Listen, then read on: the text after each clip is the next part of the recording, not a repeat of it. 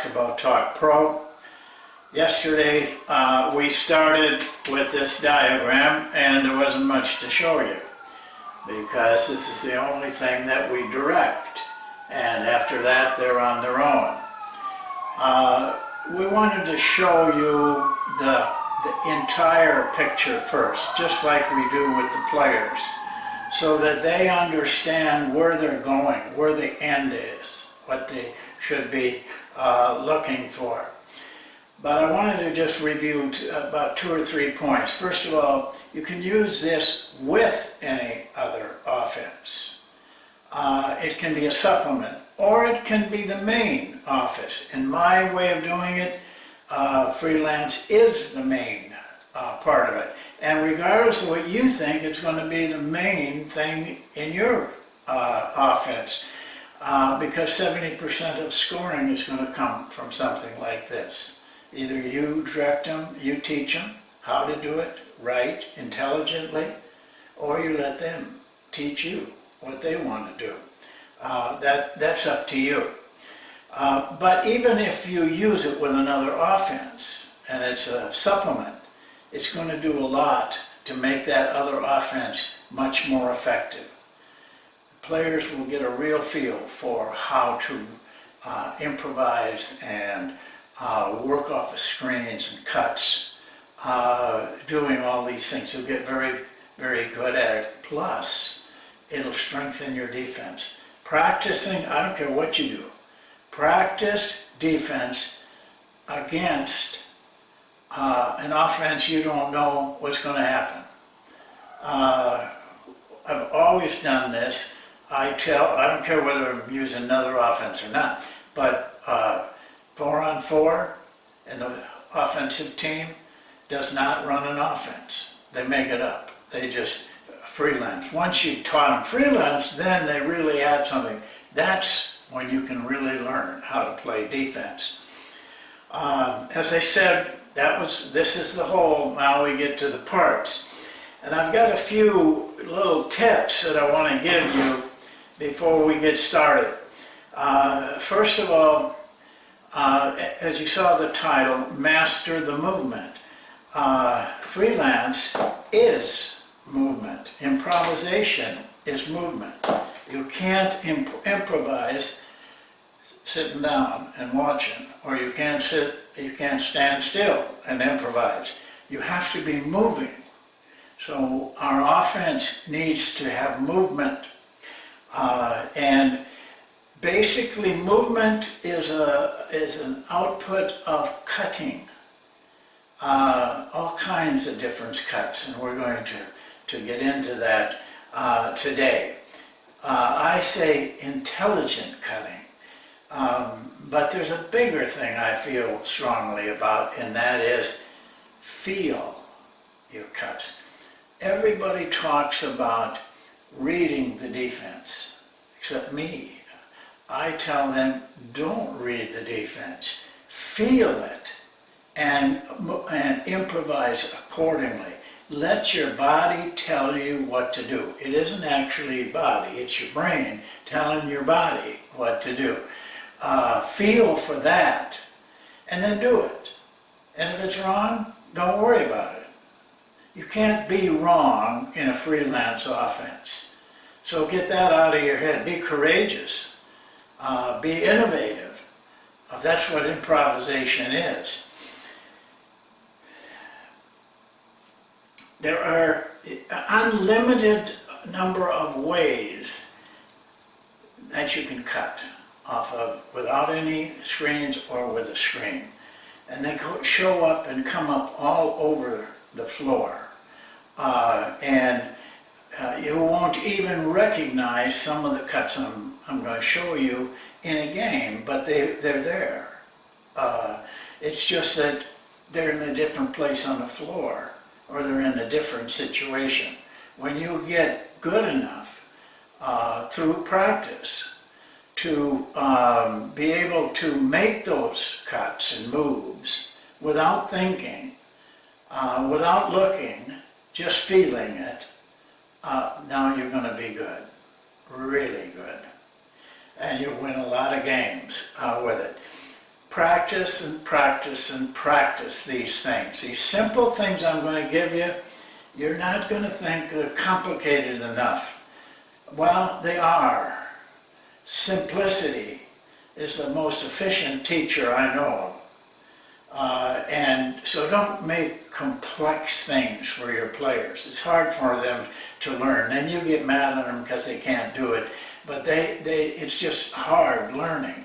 You can add complexity after something is learned well, mastered. So keep it simple and practice it a lot. Well, this was how we started yesterday, and we ended there. I didn't have a lot to say, because that's what freelance is, and that's what improvisation is. Today I'll show you cuts. Don't overlook these things. I practice them. We practice them. I don't care whether they're 10-year veterans or whatever. They need practice on this.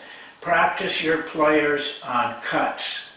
I've drawn up 4 that are pretty normal. They're pretty substantial. Players can use them fairly quickly.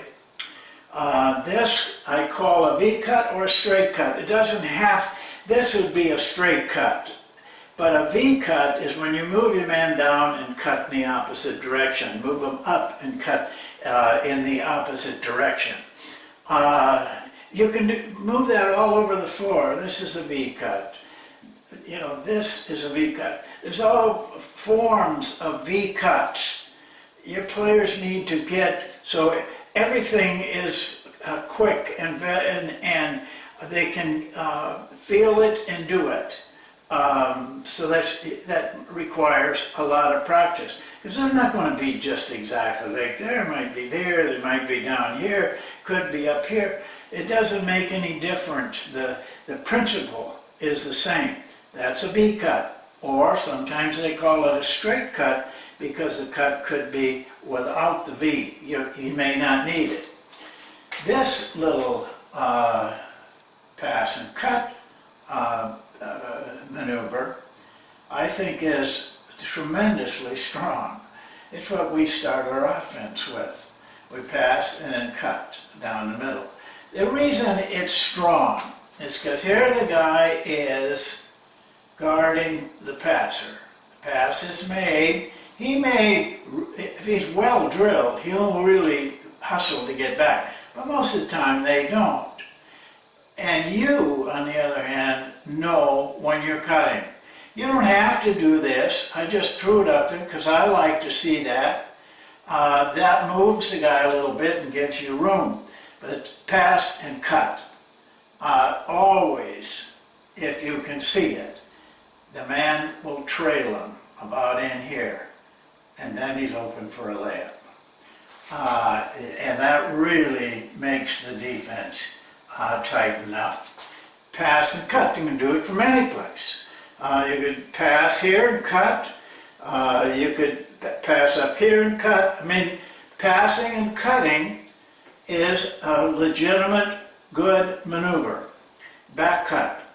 Back cuts are used any place on the floor. Here's a place. Go out to get a pass, back cut it. Come up to get a pass, back cut it. If you noticed it in the film, when I had those college guys demonstrating and going through the learning process, there was one player on that team. I made a mention to him. He likes to back cut everything. Listen, that guy probably back cuts 15 to 20 times a game. He's older. He knows when to use it and when not to use it, but he just back cuts a lot. It's kind of gotten to be his little thing. But he gets a lot of layups because he does that too. So they can come any place, a back cut. I could draw up all kinds of situations. But just remember what a back cut is. You cut out and then you back cut, which is going behind your man because he's working to keep you from getting the ball. You back cut him and then he's got to trail you. And then there's the post-up cut. I have wondered for many, many years, I guess back when, gosh, I think when I was a player, I could not understand, and still can't, why this is effective. Pass goes here, and instead of just sitting in a post-up, start them here and roll them down to a post-up. I'm amazed at how open that guy gets. I mean, he gets better position than if he just sits there.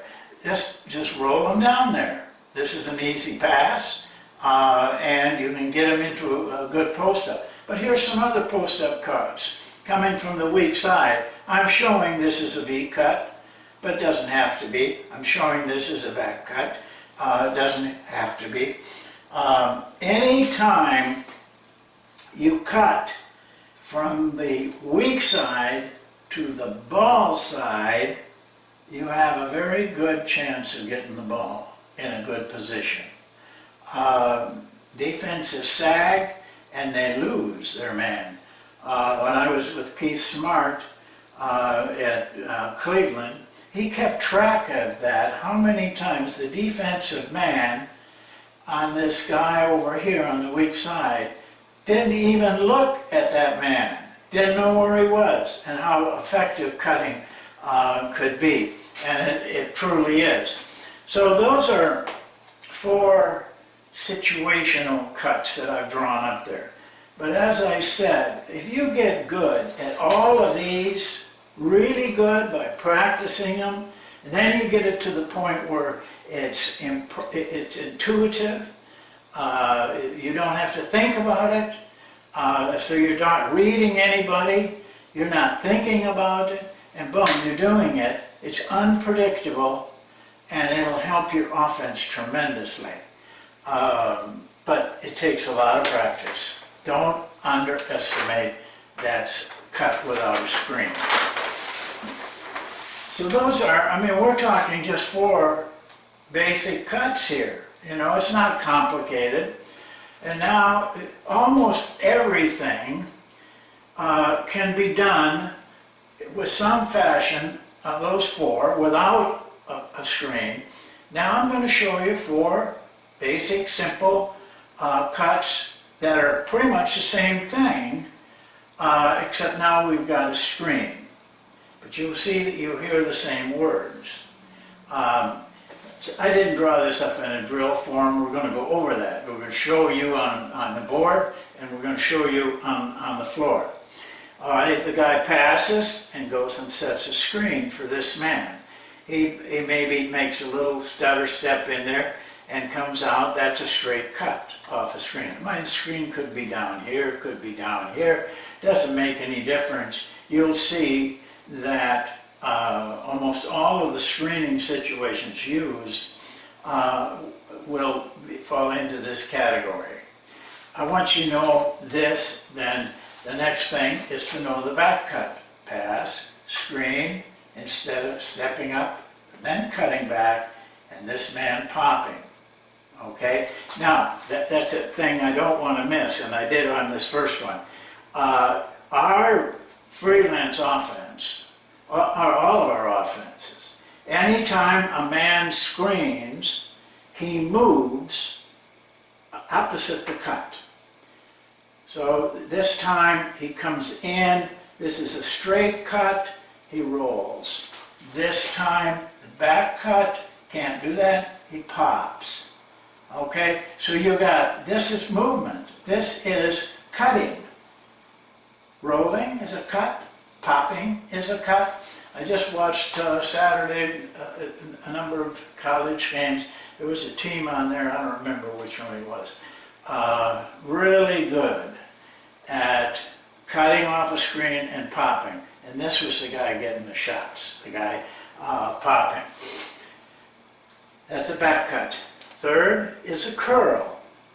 The screen comes, instead of going straight or back, he curls that screen. So we call that a curl. And then there's a pop. So each of these, and you'll see as we talk in the next few sessions about it, there's a reason for some of these being effective.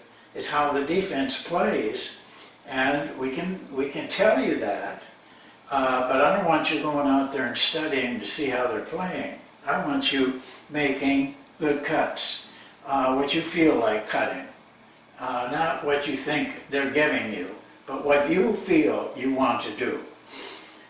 So that's a curl. The last one, this isn't the last one of what you can do. There's 2 or 3 other situations, but don't clutter yourself. Don't worry about that. You can play all season with what I'm showing you right here. I did. There were times that I went a little bit, usually with very experienced players, but this will do you. Heck, you watch NBA games. See how many can do this and do this. And the one I'm going to show you, it's called slipping the screen. It goes down the screen, this man kind of trails, or, they're playing games, just slip it. Don't go to the screen, slip it. Now, straight cut or pop. Kind of going to play that one by ear. This is a terrific move. It's kind of like a back cut, but it's coming because of the way they start to play the screen. They start to drop off and maybe even drop back a little bit so the guy can get through or this guy can get over the top. Whatever they're doing, it doesn't make any difference. You can slip that screen for really nice shots, and this guy pops. All right, that's what you got to teach your players. Those cuts without a ball, without a screen, and these with a screen. Once they learn this, if it's a screen down, they'll know what to do. If it's a pass to the post up and a split, they'll know that they can do all of these. They can also, we may show this drill, I don't know if we'll have time, but hit the high post screen, you see it. Well, there's all kinds of maneuvers off of that. Now, if you just do one thing, the defense can play that. I mean, that's not intelligent. But when you do things unpredictable, they can't handle that. Not very long. They're just lucky if they do most of them. But,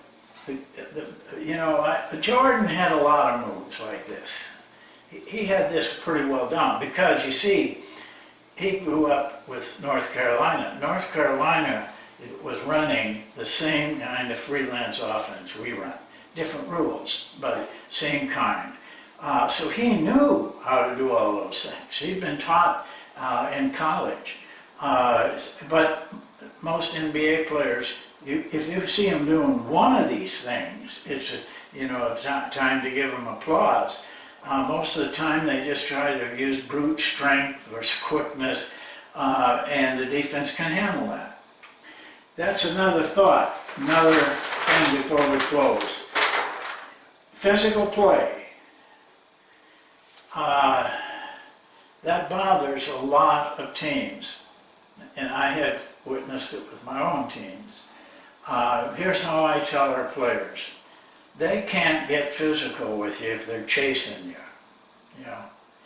I saw a game with Indiana and Cleveland when LeBron was at Cleveland. Cleveland just tried to push Indiana right off of the floor almost. And they were getting by with it, and Indiana was having trouble until one player made a cut right in for a layup. And then another guy made one. And you could see the game change. All of a sudden, the physical stuff started to back away, and in order to protect that, and it wasn't long, Cleveland was making cuts on the other end of the basket. It was funny to watch. Don't be over concerned about physical play. Well, that's it for today. In a couple of days, we're going to go through drills on these different maneuvers. Thank you, and we'll see you next time.